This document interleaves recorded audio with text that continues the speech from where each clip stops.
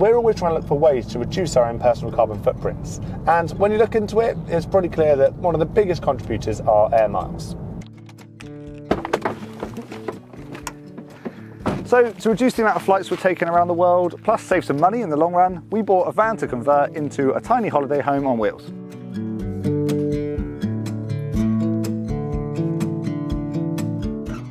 So one of the main decisions we have to make early on when we bought our van was whether to go for a small van or a big van. Because with a big van, you have the luxury of space, so you can have room to fit in everything you want. With the small van though, obviously you don't get all the space, but you have the convenience of essentially something like a small car. And ultimately, because 90% of the time we're going to be driving this around as a way to get to work rather than purely as a holiday home, we decided to go with a smaller van. We didn't really want to compromise with what we included inside the van, so to fit a large camper van's worth of stuff inside this small one, we had to be really clever with our use of space. We had to make things multifunctional wherever possible and find little pockets of storage wherever we could. So we're just going to take you around our space inside the van and show you what it is we've made. We're pretty confident that there's going to be some unique and original solutions that we've come up with. So let us know if there's any you like. And staying true to all of our content, we've of course tried to come up with some planet-friendly solutions, putting in some of the recycled plastic where we can. We have actually produced a 7-part build series, which is over on the Triton Tools YouTube channel. So if there's any specific parts of the van you like, go check it out. There'll be a video showing you how to make it yourself if you wanted. Triton Tools are also the wonderful sponsor for this video, so there'll be a bit more on them later. Right, last thing, and then we will get going showing you around the van, but there are quite a lot of different products and things we've used in this build. I mean, you might want to have some of those yourself. We will pop links to everything in the description below. We won't keep saying link in the description every time we show you a product because that just gets boring. Right, let's do it.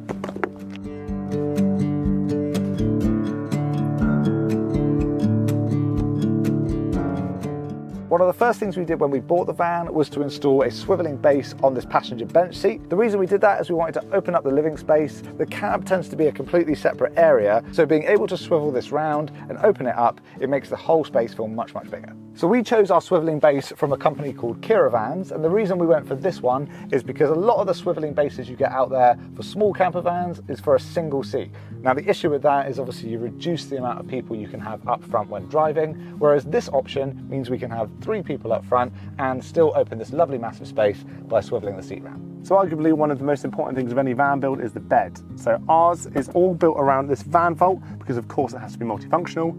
We'll take you through that in a minute and show you how it works as our outdoor kitchen. But the bed itself is in 3 sections, so it can be used as just a regular sofa like this, or you can open it up into an L-shaped sofa for when you're sort of sitting around the main table, or it can be opened up into a full double bed for sleepy time. So a lot of vans of this kind of size use a rock and roll bed, and while they're all really cool, we kind of think they break up the living area a bit in half and make it feel a little bit less open. So instead we've used the length of the van to make this kind of sofa style, which we feel makes the whole van feel a lot more sort of breathable and spacious. The mattress itself is super comfy. It is 4-inch thick foam that's been wrapped in this, well, I think it's beautiful material, but some people might think it's very ugly.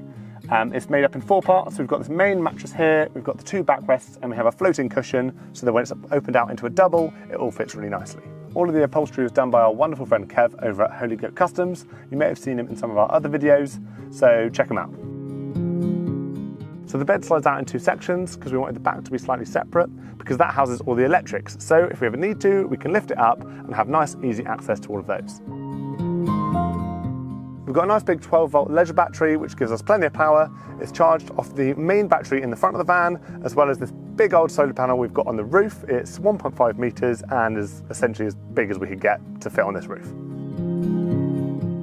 On the opposite side of the bed is all of our storage and our furniture. It's where we've got our worktops and our dining tabletop. Pretty much all of this is made from birch plywood, and we've gone for a whitewash on all of the vertical surfaces with a dark oak stain on all the horizontals. We've also added carpeting on the inside of all of the little cubby areas, as well as some elastic for the larger parts so that things don't fall out as we're driving along.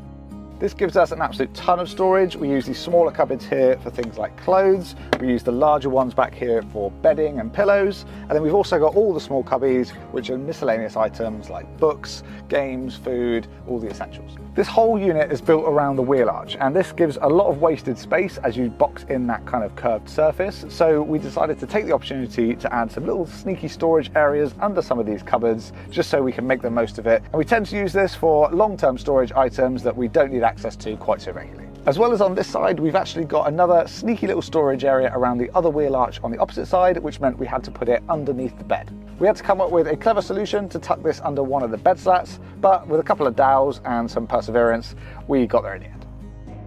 One of our favourite solutions that we came up for our van was where we keep our dining table. So we actually keep it in this front little section here, and it's accessed by pulling this little seatbelt material, reveals the table, which is actually folded with some concealed hinges. That opens up and slots very conveniently into the little gap we've left on the top of the storage area.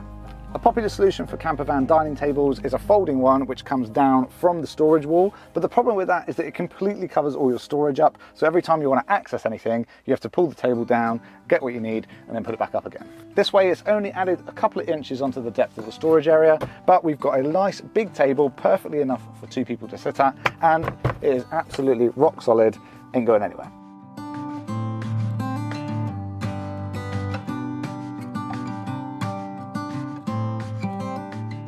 Further up this end of the van, we've got more worktop space, and we've got this L-shaped section because underneath we've got our portable fridge.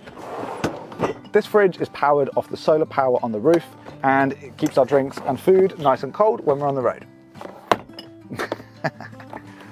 Just above we have a little drawer, and we use this for things like cutlery. It comes completely out if we need it to, and we can take it out to the outdoor kitchen, or we can lock it in place with these little recycled plastic turn knobs that we made out of some scrap HDPE.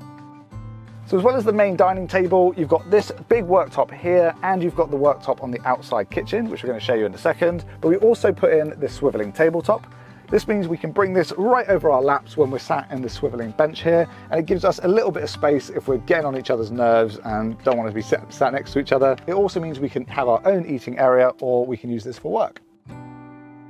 So the mount we used for the swiveling table is called a lagoon table mount. It's actually used on boats normally, but it's fully adjustable. It means you can drop it all the way down if you want to. You can even take the top surface completely off, which is great for storage. If we want to store this, we simply chuck it behind the driver's seat here, which is also the same area we keep all of our window covers when we're sleeping, and where we keep this little projector screen for movie nights.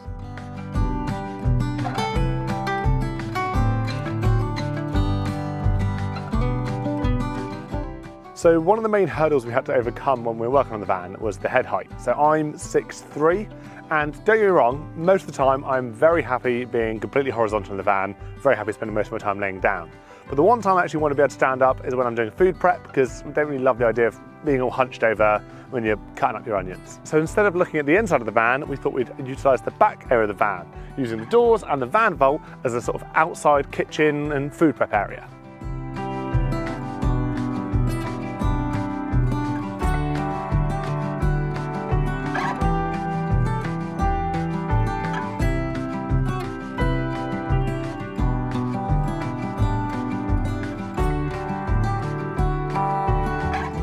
So the van vault is giving us a ton of extra storage. We're putting things in there like our camping chairs and tables, a lot of our food storage, as well as all of our cooking gear. We've also got another fold-out table solution, a little bit like the main dining table we have inside the van, but this one gives us a nice horizontal workspace for our cooking gear to go on top of. We've got grooves underneath that lock into the top of the van vault, as well as a cleat on that door so that everything is nice and rock solid. Like with the whole van build, we're not letting any space go to waste. So up here, we've attached this little leather satchel, which we're using for things like washing up liquid and cooking oils. This has been attached to a back panel, which has been wrapped in coffee sacks, which is made from hessian. It just looks really cool, and it adds a bit of personality and character to the van, we thought. Of course, what kitchen isn't complete without a sink? So we've installed this gravity-fed water system with a flip-up sink underneath. Of course, adding some of our little recycled plastic touches for a backsplash as well. It's nice because the water tank can be removed nice and easily with this Velcro strap, and also if you want to wash up somewhere more scenic, you can take the bowl with you, go do it elsewhere, or you can just use it to empty it out near a drain. Now we know what some of you might be thinking, oh brothers mate, you live in England, it's always going to be raining, how are you going to cook outside? Well, we thought of that as well.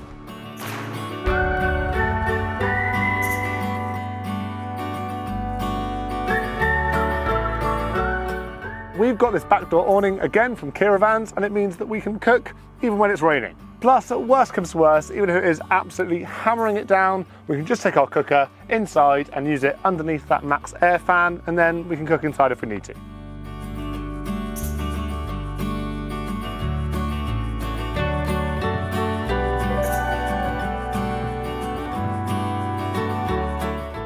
Right, while I'm making a tea and while we're on the topic of doors, let me show you the other door we got. So another nifty little thing we got is this door panel from a company called Stitches in Steel, and it just makes use of all the weird little cavities you've got in the door, and it'd be a pain in the arse to make. So this way you've got these nice little canvas pockets you can store all your little bits in, as well as some elastic to hang up things like a tea towel. Lovely. Behind the sliding door is a little area that would have otherwise been wasted space, so we created this little nook which we can put shoes and stuff like that. So everywhere that wasn't covered in storage units or beds or fridges and stuff like that, we didn't want to just leave it as plain boring old plywood, so we put a different covering on different surfaces depending on what they were. For the floor we used a 3mm hard wearing vinyl in another delightfully funky pattern. Any vertical areas that we couldn't get any cladding on because it was an awkward shape, but we didn't want to leave it as bare metal, we added this beige carpet, exactly the same that we put in the inside of the cubbies in the storage area, and we applied this just using a simple spray glue.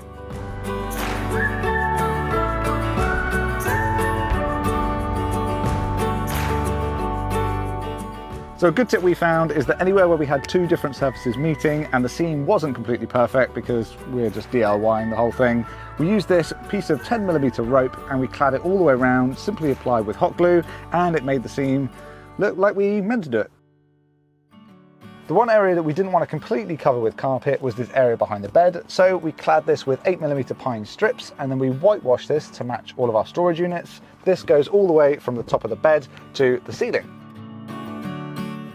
For the ceiling, we did exactly the same pine strips as that piece of clad wall, but instead of the whitewash, we went for a dark oak stain, just like all of the horizontal surfaces on our worktops. In between each of these slats is a little shadow gap, and that helps to add a little bit of depth and contrast to the ceiling. But we've also added 4 rows of LED strip lighting, and that is controlled via a dimmer switch. The LED strips can also be controlled by the panel on the wall, so we have full control over how many lights we want on at any time. So as well as controlling our lights, we can also switch our fridge on and off here. We've got space to charge our phones, and the panel displays how much charge we've got left. We've also got a 3-pin plug here, and that's great if we ever need to charge a laptop, and all of this is powered by the big solar panel on the roof. However, if we ever did run out of power, or we've got more than one person needing to charge a laptop, we have a backup. This is our Jackery Explorer 1000, and it's essentially our battery backup system. If we ever needed more power, sun wasn't shining and our solar panel wasn't getting any juice, this is the guy we'd use to power all our devices. The thing we really like about the Jackery is that you can charge it via the mains or even via the car while you're driving along, but wherever we can, we like to plug it into these solar panels, so when the sun's shining, we are good to go. So that was a bit of a whistle-stop tour of the whole van. But like we said earlier, there is a whole 7-part build series of all of this on the Triton Tools YouTube channel. So you can check it out if you wanted to see a bit more detail about the whole thing, or if there's a certain part of it you want to replicate yourself. Almost this entire build was done using Triton Tools. And we'd say for the vast majority of it anyway, you could probably get away with 5 tools. So you're looking at a set of drills, a router, a track saw, a jigsaw, and a pair of super jaws. So not only would those 5 tools be a brilliant setup for you if you're doing a van build, but they're also a great foundation for any workshop or any maker. If you want to see a whole list of all the tools we use, including those 5 we just mentioned, we've pulled a list together over on our website, which we'll pop a link to in the description below.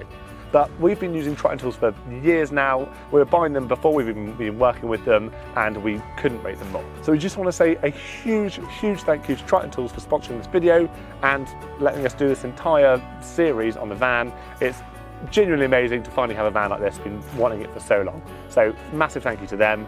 Also a massive thank you to the Brotherhood over on Patreon, and to you guys for watching. So hope you enjoyed the video, and we'll see you on the next one.